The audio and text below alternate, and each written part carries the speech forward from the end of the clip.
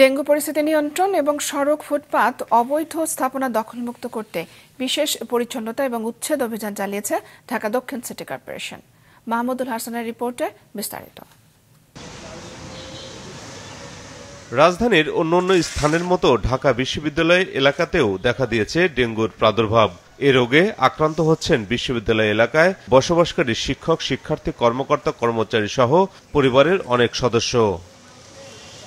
বিশ্ববিদ্যালয় প্রশাসন নিয়মিত ডেঙ্গুর জীবাণুবাহী এডিস মশার নিধনে ওষুধ ছিটালেও তাতে তেমন ফল না হওয়ায় এ কাজে যুক্ত হয়েছে দক্ষিণ সিটি কর্পোরেশন।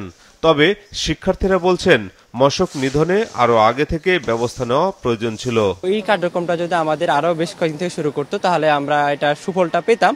তবে এটা যেহেতু শুরু করছে সেটাকে আমরা সাধুবাদ জানাচ্ছি। অভিযানের কারণে যদি আমাদের মশার উপদ্রব যদি কিছুটা কমে, সেটা আমাদের জন্য স্বস্তির হবে।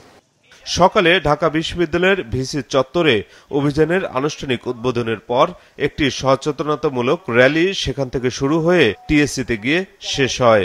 এতে অংশ নেন ঢাকা বিশ্ববিদ্যালয়ের উপাচার্য, দক্ষিণ সিটি কর্পোরেশনের প্রশাসক ও স্থানীয় সরকার মন্ত্রণালয়ের সচিব সহ সাধারণ শিক্ষার্থীরা। ঢাকা মেডিকেলের প্রবেশদ্বারে সেখানে একেবারে অবৈধভাবে বিভিন্ন স্থাপনা তৈরি করে নানান ধরনের ব্যবসা বাণিজ্য শুরু হয়েছিল।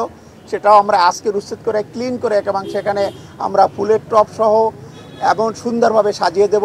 আমরা চাচ্ছি যে ঢাকা বিশ্ববিদ্যালয় সহ এর আশেপাশে ঢাকা মেডিকেল কলেজ এবং বুয়েট এই প্রাঙ্গণগুলোকে আমাদের ছাত্রছাত্রীদের জন্য সুন্দর করে দেওয়া, পরিচ্ছন্ন করে দেওয়া, যাতে তারা নির্বিঘ্নে এখানে শিক্ষা গ্রহণ করতে পারে সুন্দর একটি পরিবেশে।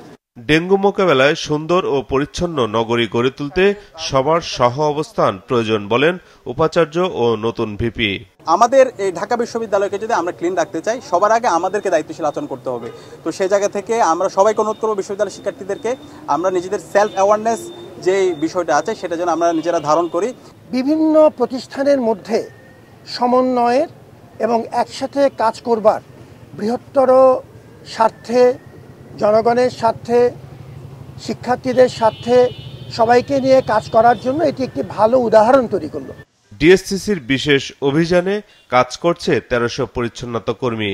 এদিকে ঢাকা মেডিকেল কলেজ হাসপাতালের সামনে অবৈধ স্থাপনা দোকান উচ্ছেদ করেছে ঢাকা দক্ষিণ সিটি কর্পোরেশন। মাহমুদুল হাসান, মাছরাঙা সংবাদ, ঢাকা।